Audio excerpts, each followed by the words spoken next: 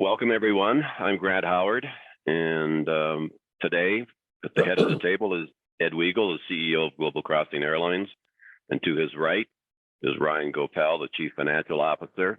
What you're going to hear today is a recap on the fourth quarter, which was outstanding based on the booking hours, significant rise over the third quarter, and a bit of a forward-looking update from management as we are now early into the first quarter of 2022. Congratulations, gentlemen.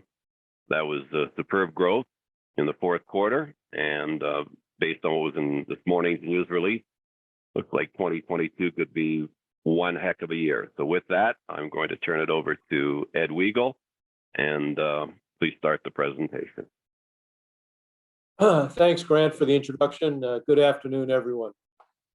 This presentation today continues our commitment to provide monthly updates on our business in terms of growth in number of aircraft, our block hours sold, staffing, training, and other key areas of our business that will impact us as we move forward.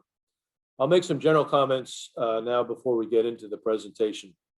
Fourth quarter of 2021 was exceptionally busy for us, with our fleet effectively doubling in size to 6 aircraft now on our operating certificate, and all 6 aircraft are out flying as of today.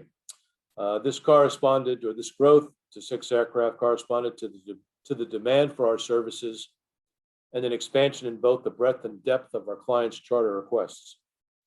We also significantly ramped up our recruiting and training, as you will see during the presentation, and we initiated several very important projects to reduce both maintenance and training costs as we move forward. We increased the number of cargo aircraft, our A321 freighter plan, with the number of A321s under firm lease or lease commitments to 11. And we now have deliveries of A321 freighters in 2022, 23, and 24 of this aircraft, which is very much a part of our go-forward business plan. We will submit our first documents to the FAA for the cargo certification about 1 week from now. And we'll get into this in more detail, but we expect delivery of our first 321 freighter in August of this year. The first aircraft is finishing up its heavy maintenance cycle and will be inducted in for the start of the conversion to cargo here in the next few weeks. We'll take 2 aircraft in Q1, one A319 and one A320. We'll give you some details on that. That brings us to 8 active aircraft we're projecting at the end of Q1. This is subject to final DOT approval for the increase. We expect to take at least 2 more A320s, passenger A320s during 2022, which would bring us to 10 aircraft by the end of the year. We expect our S1 at the SEC to be effective any day now. Ryan will get into the details of that during his portion of the presentation. And we're looking at various options now to increase our capital base to support all of the growth that we project at the airline over the next few years. With that, let's get into our formal presentation. I want to run through a couple of slides. Many of you have seen and heard this before. We have a number of new investors on this call. It's always good to go back and take a look at what we decided we wanted to be and where we are now in that timeline. So we are a high-growth, low-cost charter airline. We're domestic and flag supplemental carrier certified by the U.S. FAA, full 121 certification. We have full DOT international authority now, and we have permits to operate Canada, Mexico, and Brazil, and that list will continue to expand in terms of the jurisdictions where we can fly our aircraft. We will serve both the passenger charter and cargo sectors, passenger now, cargo beginning later this year after we take our first cargo aircraft in August. Sometime in September, we expect to be in revenue cargo service. We're a differentiated low-cost model. We're very flexible the way we have designed our business, and we can flex capacity to meet market demand. We have the ability to quickly adapt in any environment that's presented to us, which we've already shown with our operations to Afghanistan, and as we operate through this pandemic, which continues here in our main base in Florida and throughout the U.S., but we are operating effectively through that even as we are impacted, and we'll talk about that during the presentation. So our current status. 5 A320s, one A321, all 6 in passenger service. One A319 will be delivered in February, one A320 near the mid to end of March. 11 A321 freighters on lease or firm LOIs with deposit. This gives us a very scalable business in cargo that we can offer to the various package carriers here in the U.S. Who operate throughout North America and into Latin America. Our team is now 47 pilots, including 24 currently in training, and they will come out of training over the next few weeks. Some of them are coming out of the sims, some of them are going onto the airplane for their operating experience, but we'll have 47 pilots here within the next few weeks. 91 flight attendants, including 26 currently in training. That is so that we can maintain our bases in Miami and Atlantic City, both of which are now operating, and Las Vegas, which will be operational by mid-January. We'll have our Las Vegas first class of flight attendants graduating here in the Miami headquarters this Friday. They'll start their operating experience, and then they'll be back in their Las Vegas base within the next 2 weeks or so.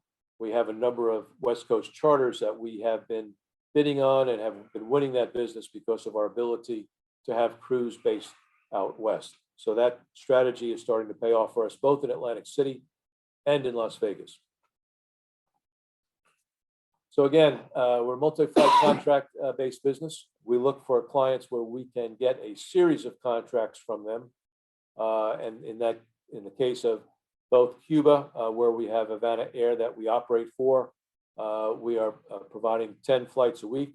This will be growing to 15 to 20 flights, and then eventually 40 flights a week as all of the provinces open.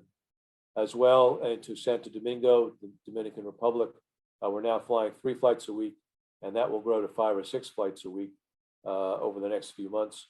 Later on in the spring, we will start Punta Cana service for a number of tour operators, and there we will have multi-flight contracts with as many as 3 or 4 flights a day into Punta Cana. So we're looking forward to the expansion of all of that business. It gives us predictability of our revenue streams, allows us to get our costs down because of the repetitive nature of where we are flying, and so it's easier for us to manage and to plan around that flight activity. We pass through the major costs, fuel and other costs, which in the rising fuel environment that we're in is very advantageous for us.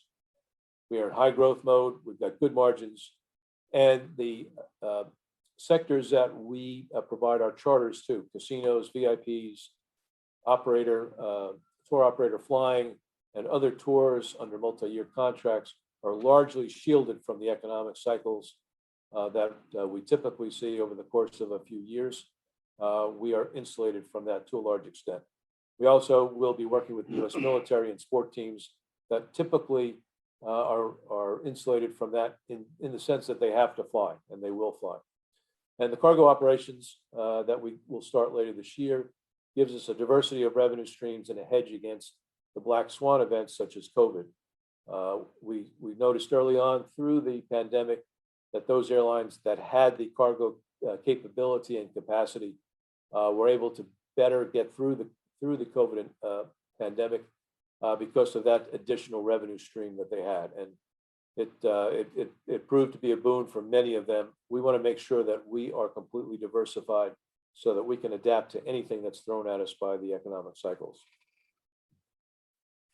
This is the right business to be in, and I'll let Ryan talk a bit about this. Yeah, the charter flight market, and I think for many of our investors, maybe in Canada, might not appreciate the sheer size of the charter flight market in the U.S. It has been growing faster than the U.S. economy over the last 5 years, growing at a 2.7% CAGR since 2017, and it's approximately estimated $27 billion market in 2022. So it's a significant market, it's a growing market, and it's a relatively insulated market from some of the economic impacts, as Ed alluded to, because most people who charter need to fly, they need to fly, so they need to fly in the lift, and that's the demand we're meeting. On this one. Yeah, so again, reinforcing it's a unique, diversified business model with experienced leadership. You see, we're taking charter and cargo. Effectively, the way we look at it, whether we're flying passengers or boxes, it's effectively the same business, different customer base.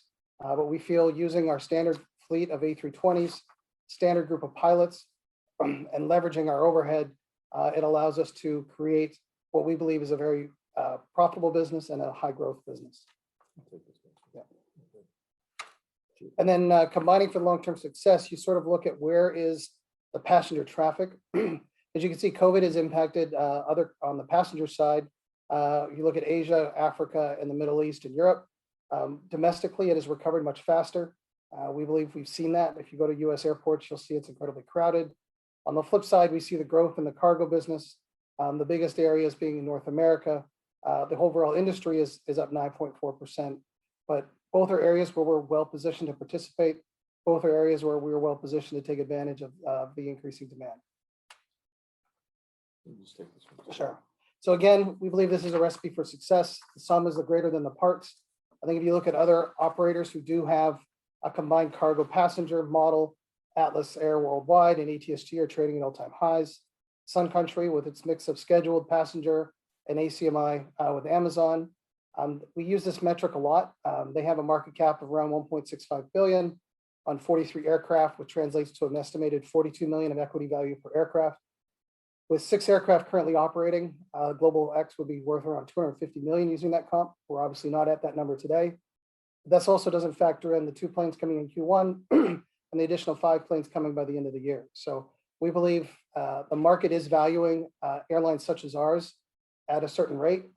We're not getting that valuation as of yet, but at some point we believe we will.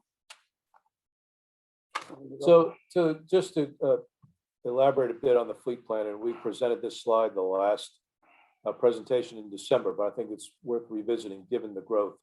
So we still have a target of 50 aircraft, 25 passenger, 25 cargo by the year end of 2025. We are effectively about a little over 40% of the way there. So we have 8 passenger aircraft now on the certificate or about to be on the certificate in the first quarter, with 2 additional aircraft at least coming during the course of 2022. We have 11 aircraft, freighter aircraft under LOI or actually under lease agreements. And so that brings us to 21 aircraft, 21 out of 50. So we've made significant progress on that since August of last year when we received our certificate. We're at 21 aircraft currently scheduled to come into the fleet. So about 40% of the way there. And we've got about 3, almost 4 years to go to complete our target. We focus on the low-cost lease of A320 family aircraft. We continue to be offered aircraft at tremendously favorable lease rates and terms to us from multiple lessors. The 320, 321 is favored by the market. We believe passenger feedback to us on the 320 and 321 from charter clients who have flown the 737-800 and the 400 indicate to us that this is a better aircraft in terms of customer service, customer comfort. And so it's the right airplane for the market. And this COVID, it continues to create unique opportunities for us to obtain these aircraft at very good rates.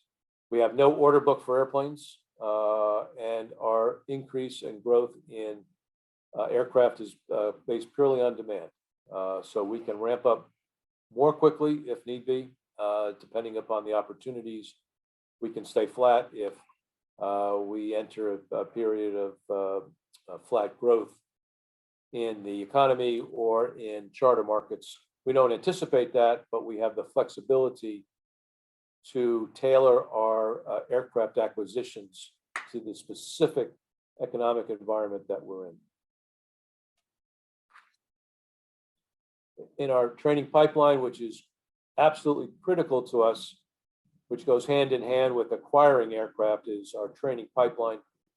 We've opened up some new pipelines. We have been very successful in recruiting pilots. We have 24 currently in training over 3 different classes. We have another class that will start in 2 weeks, and that class is filling up fast. We're now recruiting under a special program with the US government in Australia for Australian pilots to come here. But we can meet our needs with US pilots who are flying overseas right now, flying in the Middle East, flying in Asia. They want to come home, and we filled our classes with those pilots who in most cases, and most likely will never go to one of the major US carriers because of their age and so forth. They make excellent pilots for us, and we anticipate the vast majority of them will be with us until they retire from active flying at the age of 65. We have a new class starting every 14 days to fuel our growth and fill up these airplanes. And we've got a robust plan, a recruiting plan with conference schedules, meetings with pilot groups and so forth to crew all of the aircraft that we are scheduled to take through the end of this year. Flight attendants, not as difficult to obtain as pilots, but we do a very rigorous screening process. 26 currently in training and graduating this month. That will allow us to increase the size of our Atlantic City flight attendant operating base, as well as launch Las Vegas operating base with 15 flight attendants starting about a week from now. We've got one new class a month of 15 to 20 flight attendants every month scheduled now through the end of 2022. The state of New Jersey continues to subsidize the salaries of our flight attendants in Atlantic City, and the state of Nevada has indicated to us a strong interest in doing that as well and seeing our flight attendant base grow in Las Vegas, and they are working with us on paying a significant portion of the flight attendant salaries based in Las Vegas for the next 3 to 6 months while they are going through their operating training. So we have a very robust training pipeline. So far, we have not seen any difficulties in recruiting and training our pilots and our flight attendants. We're not anticipating any issues, but we know that we'll be competing with the majors. We believe our salaries are competitive, our benefits are competitive, and the advantages of working with us, working out of South Florida or Las Vegas or Atlantic City is very attractive to many of the pilots that we have recruited to the company. Along with the training plan, we've working on creating our own training center here in Miami. This is to help us reduce our costs. Training is very expensive. It costs about $25,000 US to train a pilot, get them through the training, the simulator time, and then their initial operating experience on board the airplane. So our first initiative is a flat panel trainer, which is level 5 flight training device. Almost half of the simulator hours that we have to put a pilot through in our training program can be done in the level 5 trainer. This saves about 50% on our sim costs.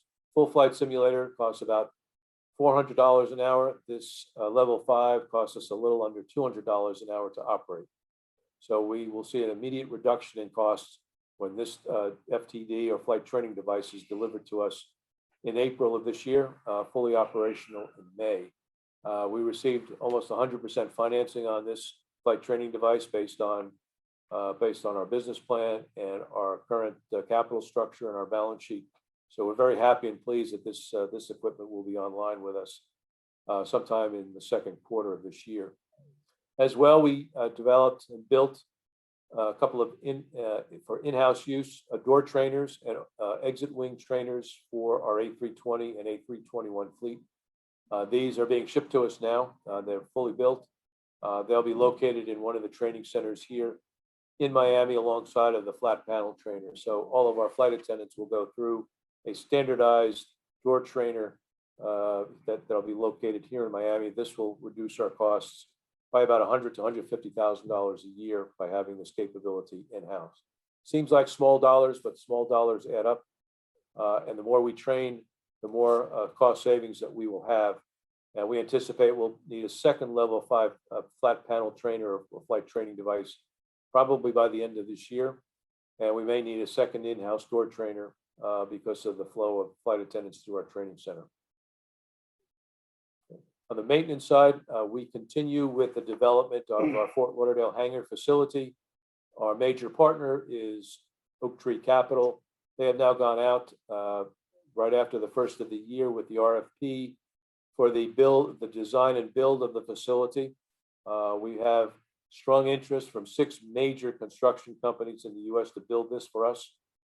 This facility is fully financed for us by Oak Tree Capital. We anticipate it'll be open in about 18 months, and we will be able to do all of our maintenance in one centralized location, all the way up to C checks out of this facility, which will save us a tremendous amount of money as we go forward. We're also looking at co-locating some offices and some training facilities there at the site.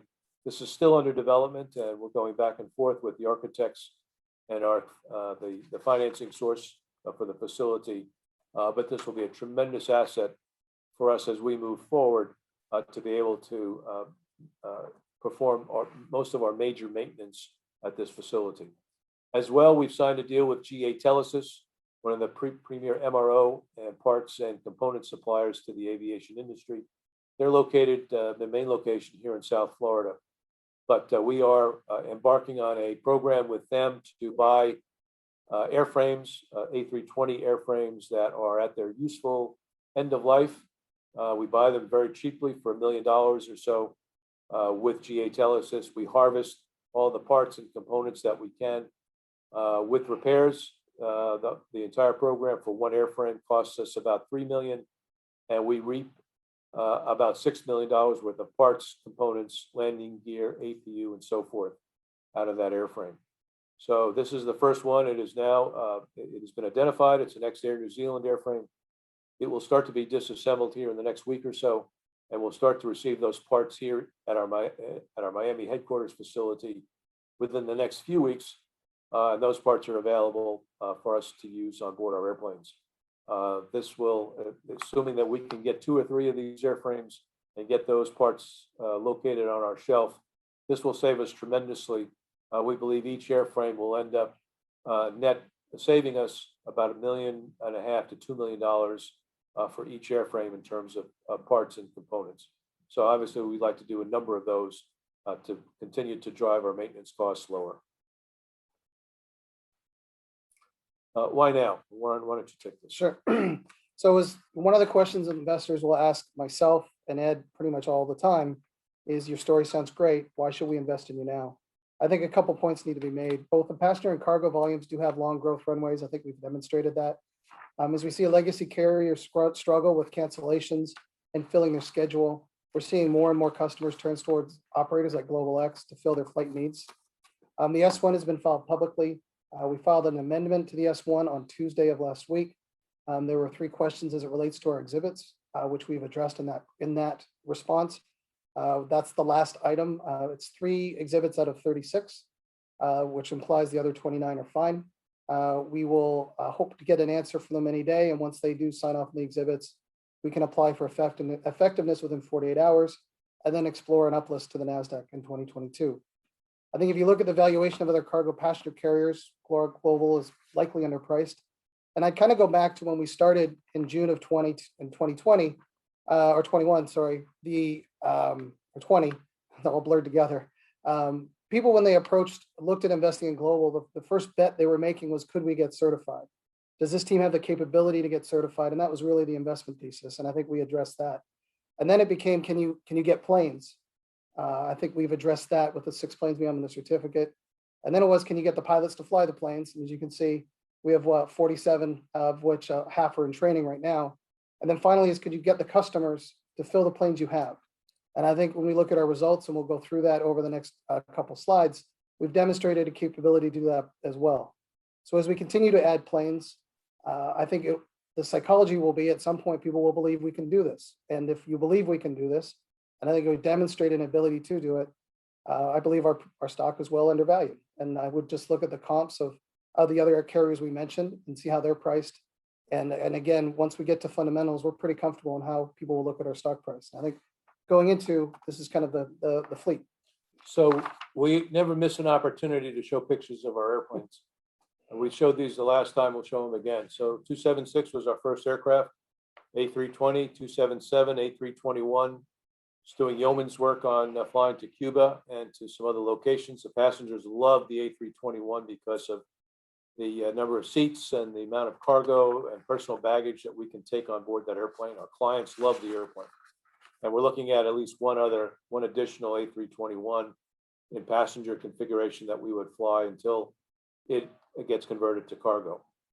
278 came to us in late November and was put on the certificate in December. 279, it's a sister aircraft, doing extremely well for us. Has a great interior, a great pedigree and heritage where that airplane came from, and has been flying a lot of hours for us. 281 and 282, both ex-Alaska Virgin America aircraft, well maintained. Both have the latest Wi-Fi capability on board, and those airplanes have been flying since mid-December. And because of the Wi-Fi, we're getting a number of clients who are coming to us because they need the Wi-Fi capability. So both these airplanes are effectively sold out for the next quarter. N280GX will be here in February. It's an A319. That's for a very specific government client that we are working with. This client has asked us to look at acquiring another 5 A319s for them. That would be 6 A319s in a government contract that has not been signed. All the details have not been worked out, but this first aircraft will be flying for that government client starting as soon as it's on the certificate. And N283GX, another ex-Alaska A320 with full Wi-Fi capabilities, should be delivered to us in March of this year. So that rounds out the current fleet at 8 aircraft. We have demand for a lot more aircraft at this point. What's holding us back at this point in terms of additional aircraft is the infrastructure that required here at the company to be able to bring those additional airplanes on. We need more maintenance technicians. We need more maintenance staff, more sales and marketing people, and so forth. As well, we have to satisfy the US DOT requirements for the amount of capital that we have in the company to support those airplanes. And we'll talk about our efforts in that regard in a moment. And the clients that we work with have expanded even since we first showed these slides in December. A whole swath of college teams. We're flying fans to the national championship game tonight in Indianapolis, the football championship. We have flown universities and colleges from the west coast of the U.S. to the east coast and all in between. And the program we have now extends into basketball and baseball for them, and the list of clients continues to expand as well. On the tour and travel side, of course, we have Havana Air. We will eventually get to about 40 flights per week with them. Turpial, we're at 3 flights, going to 5 flights a week. And Agua Caliente, as an example of one of the casinos that we are working with, we're starting to increase the number of flights for them to their 3 or 4 different locations over the next 6 months. We're working with every of the top brokers who provide brokered charter aircraft to a whole swath of customers and clients throughout the U.S. Everyone from JPS, ACC, Hunt and Palmer, and so forth. We have worked with each one of these. We have provided great service. All of them keep coming back to us with additional requests for aircraft for their clients. So we feel very good about where we are in terms of our client base and how that has been expanding over the last several months. So let's talk about what you really came to hear today, which is our growth trajectory and how we did in Q3 versus Q4 and what we're looking at in Q1. So Ryan, why don't you take it? Yeah, and I would think about that previous slide. We've only been flying effectively for about 4 months. So that's a client list we've developed, with most of those clients being brought on board in the last 45 days. In Q3, when we had effectively about 1.5 aircraft, we flew 378 block hours. We had over 1,400 block hours sold in Q4, with half of them in December. We are continuing to sell about 85% of our available capacity in Q4 and expect that trend to continue going forward in 2022. And by capacity, we talk about how many hours we can fly given the amount of planes we have, the amount of pilots we have, and the schedule we're working with. We expect Q1 capacity to grow by 41% versus Q4, and we expect by the end of 2022 to grow capacity by 2.5 times what we flew in Q4 of last year. So across the board, we're talking about multiples of growth, not percentages in most cases. We believe we can, as we work with customers, again, we are a relatively new airline the more we fly with them, the more comfortable they get with us, the more likely they are, and we're seeing it in the contract negotiations, looking to secure longer term contracts to ensure they can get our service. And I think with every customer we fly that's new, they're coming back, which is a fantastic testament to what we're doing, and I believe in a demonstration of the market as we saw it when we went to go start it. We just talk about that 85% number for a moment. Some of you may be thinking that there's more that we can sell. There's a theoretical limit to how much we can sell. We calculate available capacity by taking the airplane, and effectively it can fly 200 hours a month. But because of our clients and the way that we have to schedule our airplanes to meet their demands and their requirements, often that airplane may be out of position for additional sales, or because of pilot and crew rest and other issues, we're unable to move that airplane as quickly as we could to pick up other possibilities for clients and trips. 85 to 90% is about where we can get to in terms of selling out available capacity, just again because of the types of clients we fly and the availability of crew and other factors that may limit our ability to move that airplane to pick up other work. So we feel very, very good about that number. As we add more airplanes, and so one airplane could take a client to their destination, a second could come and pick them up and bring them back. The more opportunities and options we have to be able to do that will allow us to slowly increase that 85 to 90% number over time. But 85% is a very, very good number given where we are in terms of where we are as a company. And Ryan mentioned that we've really only been flying for 4 months. And so to be able to do this and present these sorts of performance numbers is really extraordinary, and testament here to the team on the maintenance side, flight ops side, in our operations control center and dispatch to be able to do this. So we see the capacity continuing to grow. Our ability to sell more available capacity will grow with more airplanes, just because of the optionality we have with more airplanes and being able to schedule those airplanes. The cargo business is a very, very important part of our business going forward. And this is why we've got 11 A321 freighters under current lease or firm LOIs. This increased from the original plan of 5 aircraft. We saw an opportunity with lessors coming to us saying, hey, we know what you're doing. We know that you can operate. We saw how you got certified. We can see how you're operating now. We think that you are one of the more viable platforms, maybe the most viable platform in the US to operate the A321 freighter. So we've got 7 or 8 leasing companies continuing to talk with us and offering us airplanes to be converted. We feel very comfortable where we are right now with 11 aircraft currently under firm lease or LOI. This allows us to go out and talk to all of the package carriers and some other clients who need some scale to be able to contract with us. We have that scale now.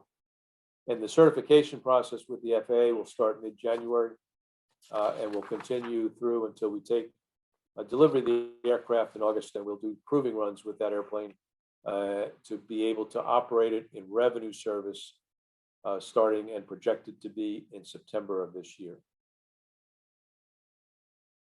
So in summary, again, this is a slide that some of you have seen already. We believe we've got a very resilient and diverse business model. We've got diverse in terms of passenger and cargo, diverse in terms of the clients that we have. We have both government clients, which is very important to us. We have longer term contracts on routes where that traffic will flow even during down economic cycles, or even somewhat during issues like we had with COVID. So a good portion of our business is locked in, no matter what happens in the economy or in the world in general. We continue to acquire assets, aircraft, even our flight training devices and other assets at post-COVID prices, which in many cases, most cases, are 50% or more less than what we would have paid had COVID not occurred. We're 100% equity financed to date. We have no debt. We will take on a little bit of debt, but it's secured by the airframe that we are disassembling. And we are well positioned for high growth in this rebound, which is now occurring. Omicron has affected us. We have had crews that have contracted it. They're out for 5 or 6 days. It has forced us to be very nimble and agile in our scheduling and working with our clients.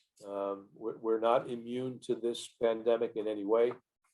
And so we've seen that in our flight crews, our flight attendants, even in our dispatch and other areas of the company. But we're working through that. We've got a deep bench in all of our positions. We've got crews that are willing to work very, very hard for us and with us. Some of them have flown as many as 100 hours, which is the maximum that they can fly in any given month on the cockpit crews. And so we've got a great team of people here who are working their way through the issues with the pandemic. We've become accustomed to it. We're managing around it, and it has not significantly impacted our business in terms of block hours flown or revenue to this point. So we feel very, very good about where we are. Q1 will see growth. We're seeing an increase in the number of clients, seeing an increase in the number of aircraft that are being offered to us, and we are getting ready now to operate our cargo business. And so with that, Grant, that concludes the formal presentation, and we'd love to take some questions. Thank you, Ed and Ryan. Super job. And I was just going from memory here, but I think in 18 months, this is now number 10 or number 11 of the management webinars that have been hosted here, which speaks to how much this company has accomplished, because in 33 years, and of course, webinars only started in the past few years in earnest, but we've never had a client come close to being able to do this on such a frequent basis and pass through so much new information and development. And in case folks are wondering, just as a reminder, in the third quarter, Global reported $3.1 million in revenues. So you'll have to run some of your own numbers because the company's not going to get in the forecast today. Just a reminder, I see we already have a series of questions. Use the Q&A button at the bottom of your screen, not the chat button.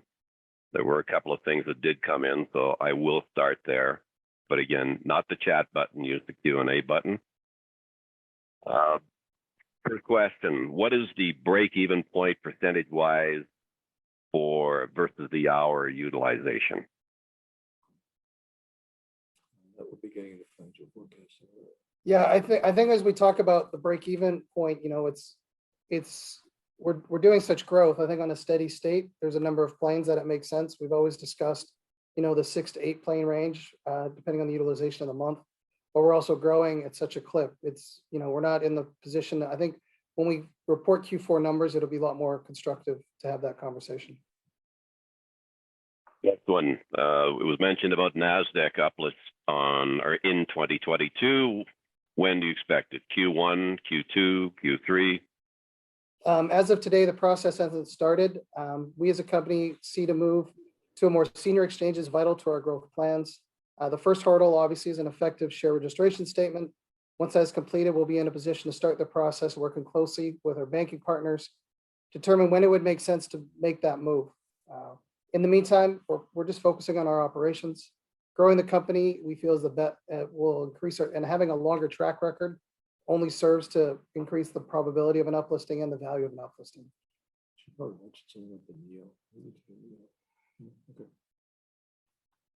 There's a question here about how do you accelerate the S1 approval? That was contained in the presentation and addressed that you answered some of the questions approximately a week ago. Is there anything you want to add to that, Ryan? No, I think, like I said, the SEC is slammed. They're having an unprecedented number. I think the SPAC movement has created an unprecedented number of S1s. We work closely with the legal counsel that's assigned to us. We're in constant contact. We do our best to respond within 24 hours of any request for information, and that's really all we can control. We can control that side of it. We're responsive. We believe they're working with us, and hopefully we'll get an answer as quick as possible. Question about investor relations and increasing exposure to the buy side. And on the buy side, we would be talking about investment advisors with, say, big books like small institutions or boutique funds, just so people are aware of what that term means. Obviously, this is very important. These events are recorded, broadly distributed, and if you go on YouTube, you'll see 5, 6, 7, 800, 900, 1,000 views of these webinars. Chat online about it. But gentlemen, is there anything further you would like to say about, let's say, the public marketing of the company? Again, we're not a B2C kind of product, right? So we have to be pretty careful with how we spend our marketing dollars. We work directly with our customers, so we don't have that tie. Some people mistake public marketing for the company as investor relations marketing. We have a robust contact list. We have a robust list of conversations we have. I probably do 10 to 15 conversations a week, kind of explaining the story, getting people caught up to the story. And so, we don't just want to throw money at this because, we want to make sure it's money well spent. We want to make sure when we're spending money, we're spending it on operations. And I think, again, you always could talk to more people. I think there's a lot of trade shows are coming back. We participated in a number. We will continue to participate in them going forward. We'll continue to do webinars as we're doing here. We have a mailing list with over 10,000 investors on it. So I think just spending $200,000 on a media campaign probably won't be necessarily worth the funding that we see it right now. But we'll continue to work with the investor group. I take, like I said, 10 to 15 meetings a week, walking through the story. Margin question. What is the higher margin, passenger or cargo? Well, it really depends on a number of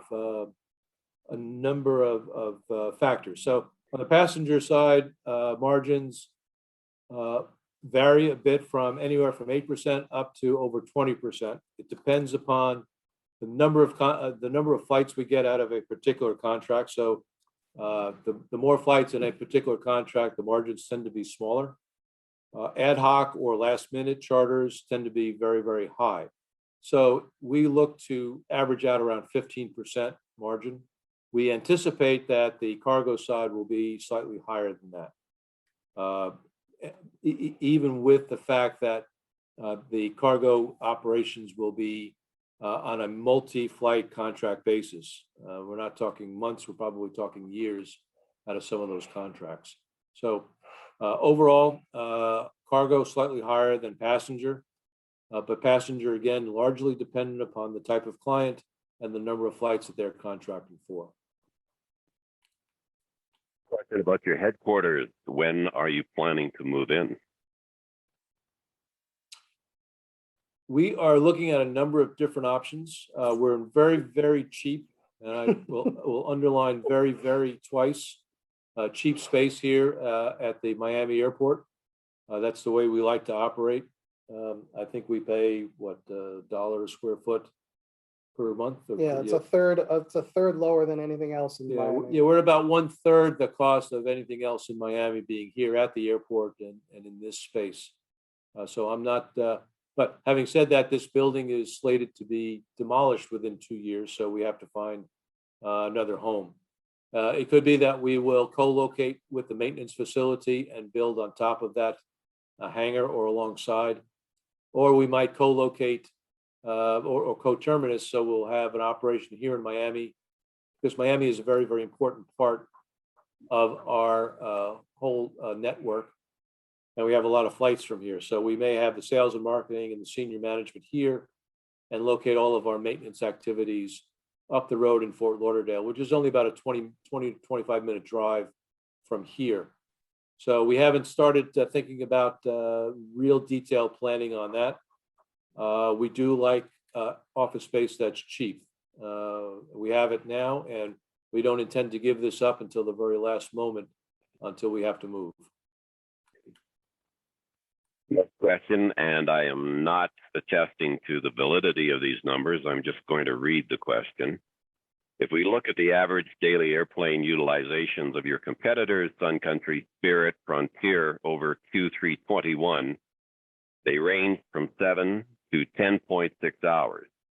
Your target is from 4 to 4.9 hours at 120 and 150 hours per plane per month. First part, what are your plans to increase your utilizations over time to something in the range of your competitors? And second part, given your cost structure, do you believe that you can be equally as profitable as your competitors with lower utilization? Well, let's take the first part of that question. Those are not really competitors to us. So when you talk about Spirit, JetBlue, Frontier, those are scheduled airlines. Those are scheduled airlines that have, for the most part, brand new airplanes or very, very young aircraft fleet that they're paying anywhere from $250,000 to $300,000 a month for each airplane, which means that they have to get utilization of 12 to 13 hours a day to have any shot at making money. We are in the charter business, which is completely different from the scheduled business. So we don't have to fly our airplanes, which are around $100,000 a month, for as many hours as they fly them. And remember, they're putting out fares that are 40 to 50% lower than the major US airlines. So they have to get the utilization up very, very high. They have to sell a lot of tickets, and they have a expense on that aircraft, the operating expense on that aircraft, because of the capital cost that is 2 to 2.5 times higher than ours. We can't fly charters for 12, 13 hours a day. Charters fly mostly during the day. We fly a group out to California. We may have to sit and wait for them to fly them back, or we have to bring that airplane back to Miami. Now, we may get paid for that, but not as much as when the aircraft is live with the client. So we'll never get to 12, 13 hours a day on our airplanes. So we don't have to. We certainly don't have to make the expenses that the low-cost carriers have with those aircraft. So we're looking at 5 to 6 hours a day. In some cases, during the peak, we're looking for 7 hours a day. But if we can get 5 to 6 hours a day out of that airplane consistently, 150 to 160 hours a month per airplane over a fleet of aircraft, given our cost structure, we will make good money. And the second part of that was, and perhaps it's been answered now, given your cost structure, do you believe that you can be equally as profitable, lower utilizations? I think you've covered all of that off at the same time, unless there's anything else you wanted to add on that. Well, I think that's it. They fly from 6 a.m. until 10 p.m. Most of our charter clients, of course, want to fly from a little later in the day until sort of early evening time. So there are a number of hours in the day that are automatically cut off effectively from us flying because of the way our clients want to fly. Now, we increase the cost to them on an hourly basis based on the demand and based on what they want to do and where they want to fly. So our ability to generate revenue per block hour is greater than the low-cost carriers because they're operating 10 to 12, 13 hours a day. That sounds great, but they've got to fill all of those seats. To fill all of those seats, they drop their fares considerably, and they're looking to squeeze out the margin. So their whole plan is predicated on very, very high utilization of a very, very costly asset, which is an almost brand new A320 or 737 MAX. We don't have that problem. Well, here's something that I'm sure more than a few people have wondered. Why do you have aircraft with different color schemes and logo configurations? And is that more expensive to do that? It's not more expensive. We take the configuration part first. So we have clients who have lots of different needs. Some of them need a first class or a business class product. Some of them want all coach because of the type of group that they're moving. So we like to have a couple of different configurations in the fleet. We have a couple with first class, the ex-Alaska airplanes, and the A321. We have a couple with which are all coach. So we're able to offer the type of configuration that our clients want. And we're now moving to the capability where we can quickly change the configuration. So we now have a configuration we can offer to clients with 68 all first-class seats on board the airplane. It takes about 8 hours to swap out the seats, but we get a very, very high premium for that type product. We're also looking at even lower density in terms of number of seats with lie flat seats and other configurations that we can offer to the market. If we had the same flavor of aircraft in terms of configuration across the entire fleet, we would not have anything different that we could offer to our customers, and that would be a problem. In terms of the liveries or how we paint the outside of the airplane, I've been doing this a lot of years. I'm always amazed that an airline will paint the first 100 or 150 airplanes exactly the same, and then someone wakes up one day and says, hey, why don't we do something a little different? So I decided after 2 airplanes, hey, why don't we do something a little different? And so we have a couple of different liveries. One is all blue, one is white with the blue lettering. We're not sure what the next couple of airplanes will be, but the important thing is to get people talking about our airplanes, which obviously the person who asked this question had noticed that we have a different livery and noticed our airline, and that's what we're looking to do. Back in the 70s, there was an airline down here in the US called Braniff that operated a fleet of 100 or so 727s and 747s. And every one of their airplanes was painted in a different color. And their campaign slogan was the end of the plane, P-L-A-I-N, plane, P-L-A-N-E. And it got coverage worldwide because no one had ever thought of this before. Let's paint each airplane a different color, right? Instead of the same old drab color and the same paint scheme, and you can't tell one airplane different from another. So, you know what? We started this airline in the midst of a pandemic. We then spun out another airline out of the first airline in the middle of a pandemic. So we like to think that we do things differently. This is just one more way that we do things differently. Well said. But do you plan to convert the non-Wi-Fi passenger planes into cargo carriers to maximize the passenger fleet with Wi-Fi capacity? Well, that's an interesting question we ask ourselves almost daily. Here are the considerations for that. The ex-Alaska airplanes were a gift to us almost because they came with the latest Wi-Fi. That Wi-Fi on board that airplane cost about $700,000 to buy and install, and takes about 9 months of waiting time to be able to get that system and get it installed. So when we were offered these airplanes with no increase in rent, with the Wi-Fi on board, it became a huge advantage to us. And so now every A320 we are looking for in 2022 is coming out of Alaska, and it's got this Wi-Fi on board. Some of our clients absolutely don't need Wi-Fi. Our flights to Cuba, it's a 35-minute flight, no need for Wi-Fi. Flights to Santo Domingo and some other points in the Caribbean, absolutely no need to put Wi-Fi on board. So we will have a fleet that has Wi-Fi, 5 or 6 ex-Alaska A320s with Wi-Fi on board. Huge advantage for us in the marketplace. We can offer that to the clients who need Wi-Fi. The rest of our fleet will be non-Wi-Fi. We won't wait 9 months, and we won't spend $700,000 or $800,000 to put that on board our airplane because we don't think that we would get that back. The return on investment in that would be minimal. And we have clients who just don't need Wi-Fi, so we're not going to put it on board those airplanes. Right. I'm going to bypass some of these things.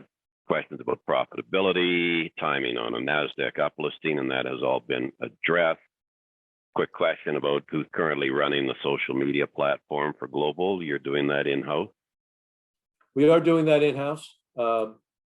We had an outside group do it for us, and I found that to be fairly inefficient. I'd much rather grab my chief marketing officer and say, put this on LinkedIn, put this on Instagram, put this on our website. And we're in here at 7 o'clock in the morning, so it's very easy to take a few minutes and do that. Is it maybe as professional as it should be? I don't know, but it saves us $25,000 a month to do it ourselves. And so we will do it ourselves. Sometimes I do it, sometimes Ryan does it, sometimes the chief marketing officer does it. Just one more thing that we do, and it helps us save money. But I think that we have a very good presence on LinkedIn. We've got a great presence on Instagram and some of the other media sites. Our new website is, or our current website is constantly under revision and renovation, and we'll continue to do that. For what we spend on it, which is basically I buy my chief marketing officer a cup of coffee and he goes and does it, it's well worth that investment. The Keurig cup. Yeah. Question from our friend in New York, Elaine Becker. How many of the aircraft you want to have by 2025 have you identified? I asked because ALGT mentioned last week they have placeholders for 22 A320s, and they noted how difficult it can be to acquire high-quality used aircraft. Good question, Helene. So we could fill up all 25 passenger aircraft today by signing LOIs, and that would take us out through our planned growth through 2025. We're effectively at 10 now.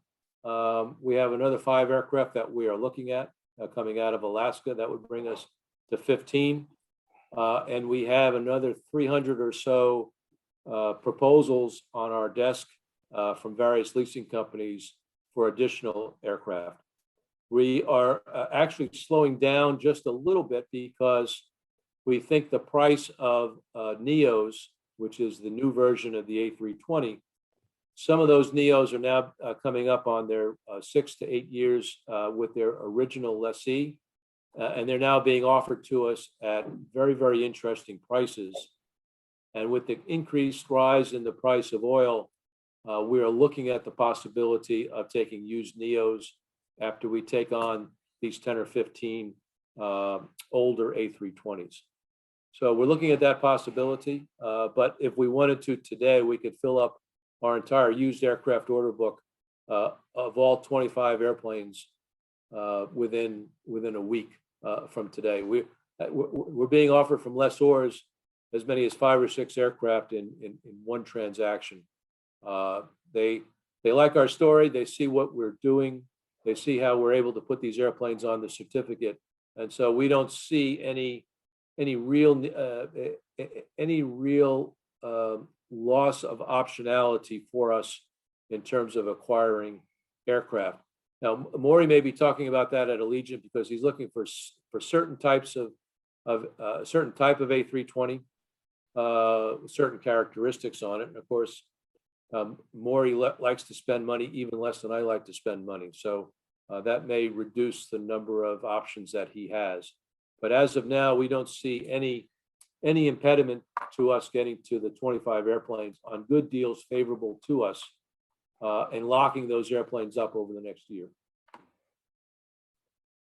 Couple of questions as to whether or not part of the NASDAQ uplist that you're going to have to do a consolidation. I'll leave that with you. I'll roll back the share price. So I think the timing for NASDAQ is yet to be determined. As we said earlier, we want to get our share registration statement in place. I want to get credit for the 6 planes we have on our certificate today, and then I don't have a share problem. So I think when we have 8 planes, we have less of a problem. So I think that'll all take care of itself. In agreement, it would be desirable that the value starts to be reflected in the market so that the stock price says you don't have to worry about changing the share structure. Any updates on Flugy or other affinity travel programs? We're very pleased with the progress on Flugy. As we announced, we've got a partnership deal with Soho House. And those first flights for Soho House, they actually pushed it back a month or so because of the pandemic. They were afraid that we'd get the people to Canouan and then there would be an issue. And they'd have to stay there in Canouan for an extra 10 days or so. Canouan's a place you want to go for 3 or 4 days, not for 10 or 12 days. So I think they made the right decision, but we are looking at additional destinations for them in their system or their network of hotels. And so we think that product will continue to percolate in the market. We're talking to other types of hospitality brands very similar to Soho House who see what we're doing there. Those discussions are ongoing. I think we'll announce some deals over the next month or so with other hospitality brands. As well, we just received the provisional patent for the sort of the back of the box software and other items that constitute Flugy and how they crowdsource travel. So that is creating more value for us in that particular platform. And then we're going to be announcing, I think, a series of flights, crowdsourced flights later this year using the platform. So we're also talking to a number of venture capitalists and other funds that invest in new travel technology. It would be our intent to grow this company, but using other people's money to do that so that we can continue to focus on our core business. We think this was a very effective spin out for us. It cost us almost nothing to get it to this point, and we now have a partnership with Soho House. So Flugy is just one of the initiatives that we think will bear a lot of fruit for us over time. No different than our spinning out Canada Jetlines and maintaining a minority stake in that airline, which we believe will grow over time. Question about profitability, but that's already been answered. The range is 6 to 8 aircraft, depending upon split. And the question here about, what's the projected passenger cargo fleet split by the time you're at 50? You answered that. It's 50-50, 25 of each. But the other part of the question is, do you foresee more wide body units in that mix? In the 50, that is all narrow body, so that's 25 A320, A321 passenger aircraft, and 25 A321 freighters. We have been approached about operating the A330, both for passenger and for cargo. We are looking at a number of transactions. It's not something that's high on our list to get to right now. We have enough work in front of us in terms of getting the A321 freighter on our certificate, getting increase the number of passenger A320s on our certificate, and having a stable platform for growth. But since our pilots can fly both the 320 and the 330, the 330s are available in large numbers, and we're being approached every day about operating that airplane for specific clients. It's something that we are taking a very hard look at. But those 50 airplanes that we speak about, those are all narrow body. That appears to be it for the questions. Just a closing comment showed up on the chat line from one of the very first people that we ever introduced to this story in June 20 is Mike Harrison. He's invested in everyone he around. And I like Mike because every time he hops on one of these webinars, he goes and buys more stock. He said, great job. Keep up the terrific work. Thank you for continuing these sessions. And I think that's a good place to end. Well done, gentlemen. And you've shed a lot of light on what's coming through 2022. And we look forward to the next webinar. Thank you for all of the people who attended. I'm sorry, Ed, you wanted to say something? Yeah, just if Mike wants to buy after every webinar, we'll hold one every day. So we'll be on again. Let Mike know. He's a good Canadian supporter. All right. Thank you, gentlemen. Thanks. And we will talk soon. Thank you. Thanks very much. Thanks, everyone. Yeah.